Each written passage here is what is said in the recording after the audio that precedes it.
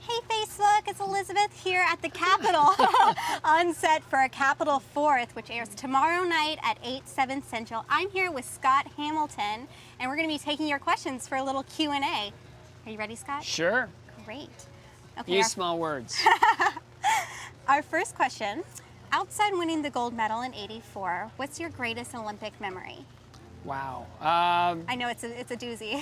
No, it's being in the arena when Team USA beat Russia in the '92 Olympics. I mean, that was the loudest building I've ever been in, and just to walk out of there and just feel the patriotism was just unbelievable. That's amazing. Yeah, that's I'm easily. Sure. I mean, it's probably the biggest Olympic moment for USA Right, ever. right. And to see it, and then to see Eric Heiden every day that Olympics come back with another gold medal was pretty cool as well. That's amazing. That just been so electric, just being there. That's really great, wonderful. And I know you've only been in DC for a short time, but do you plan on seeing any sights, or have you done anything cool since you've been here? We just got in today, and we dropped our stuff at the hotel and came straight here.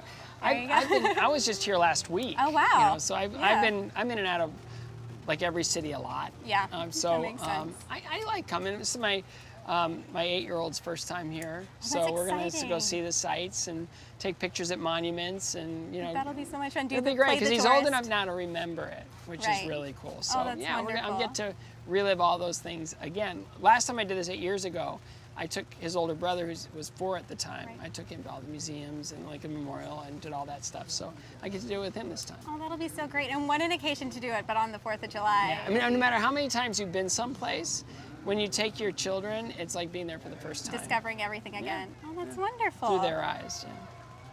And this is a fun question. What was it like working with Will Ferrell and John Heder in Blades of Glory? Oh man, it was the greatest experience. Just because off camera, they're really, very smart, normal, Right. soft-spoken people. Camera goes on, and then something switches, and it's hysterical. That just looked like it would have been so much They fun did. just to be I in the watched them room. do one scene, and every single take had a different punchline. Oh, that's great. Man, I don't know how brains work like that. It's like a muscle in that it just gets it. But they were so generous to me, and they just I'm kind of like, almost like gag casting, you know? And they treated me like, a member of the cast. That's so wonderful. it was That's really all wonderful. great, and the movie was hysterical. It is. I own it on DVD. So I know your signature move is kind of the backflip. How long did it take you to master that? It took me about a year from start to first time doing it in front of an audience, and that's one of those things where a lot of bad things can happen. Right. So you take your time learning Oh, of it. course. You get a really solid technique of the movement, and then you take it to the ice with spotters and ropes and things, so really bad things don't happen. Yeah, and then and slowly, the movement is yours. Right. And it's just 2 movements. It's the up and it's the over. Right. So just getting that done and doing it efficiently, so you're not going like this, you're gonna go like this, Right. So a lot of people think you just gotta go over as quick as you can. That makes the jump really low. If you go up at an angle and then tuck, man, it just soars. Oh, wow. So learning that over about a year, and then the first one I did in a show was in Salt Lake. It was the biggest rush ever. I'm sure. It And was the just crowd, like, I'm sure, went oh, crazy. they were like, what? You can't do that? What? Well, they kind of knew me through 2 Olympics and all those years of competing. I'd never done anything like that before, Right. so it became kind of a signature thing with me. So other than figure skating, what other Olympic sports you just really love? Yeah, I love Olympic hockey. Yeah. That's about my favorite. Whenever we have a day off and I'm covering the Olympic Games, Olympic hockey is it. Just the nationalism of all the different countries, and how much like Finland, Sweden, that's a great game because they're neighbors, but when it comes to hockey, they hate each other. Right. Canada, USA, Right. we're neighbors, but on the ice, it's like they desperately want to win the Right. game. And so being able to go to those games is really exciting.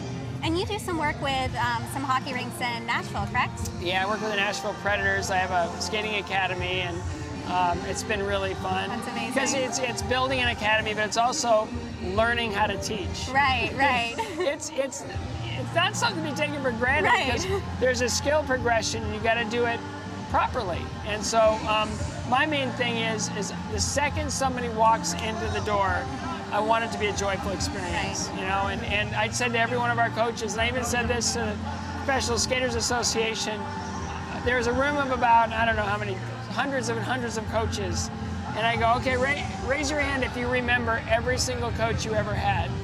And every single one of them raised their hand. I go, do you realize that you give that to every single one of your students? Oh, wow. So it's not so much a level of responsibility, it's just a level of opportunity. It's like, I get to participate and create memories in a young person's life. That's wonderful. I mean, it doesn't matter how old they are. Yeah. You know, we have a lot of adults too. So it's been a lot of fun, and we're hoping to expand the model and take it to other rinks. And I'm from Nashville too. I'm a huge Predators fan, so I was really excited to learn fun. about it. It is fun. Best Hockey NHL in the experience. South is just, It's great. it's great.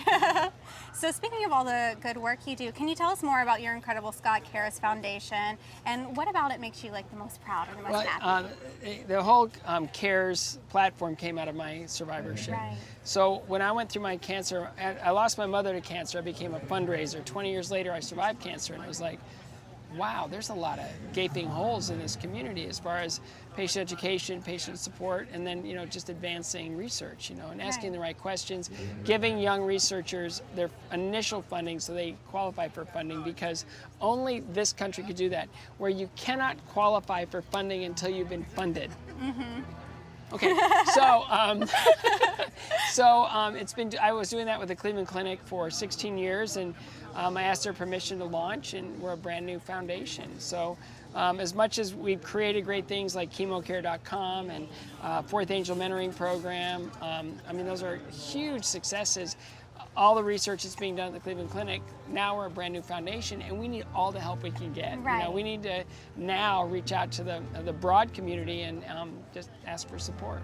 That's amazing. That's really wonderful. Yeah. So we're trying to elevate cancer treatment options that treat the cancer but spare the patient. Like anytime you think of cancer treatment, you think of chemotherapy and what that is, and then radiation, what that does. If we can elevate immunotherapy, you know, targeted therapies that don't harm the patient, collateral damage, all the stuff that has been accepted as the norm, elevate proton therapy. You know, we're building a proton therapy center in Nashville, and it's going to be a game changer for the community. You know, 1,400 traditional radiation sites, 20 proton therapy sites, but all top 10 cancer centers use proton therapy. So we're all about expanding the application of proton therapy and really being more targeted in the treatment to spare the patient. That's really wonderful. Cure the cancer, spare the patient. That's a really wonderful goal. I think we have time for one more question, Sure. and it's a bit of a fun one. So what are you most looking forward to about performing on a Capitol 4th? Honestly, like anything like this where there's a lot of people, you just want to get through it. Be honest. No, I understand. Not stumbling, not like, you know, we had one in a rehearsal where they had the teleprompter, because my piece is a lot of words. Yeah. I can't memorize that. No. So they have a teleprompter, and when they announced the Olympic athletes, everybody gave it a standing ovation and blocked the teleprompter. And it was like, okay, I did not see that one coming. That's great that everyone wanted to give them a standing ovation. So now they've got all these different stages, and I'm really looking forward to, you know, just paying tribute to the Olympic team headed to Rio. That's wonderful. It's exciting. Well, thank you so much for stopping to chat with us. This has been really lovely. Everyone, tune in tomorrow night at 8/7 Central on PBS, and for the first time ever, we're streaming live on Facebook. Woo! And to join in the conversation, use our hashtag July 4th PBS. Great, and we'll see you tomorrow.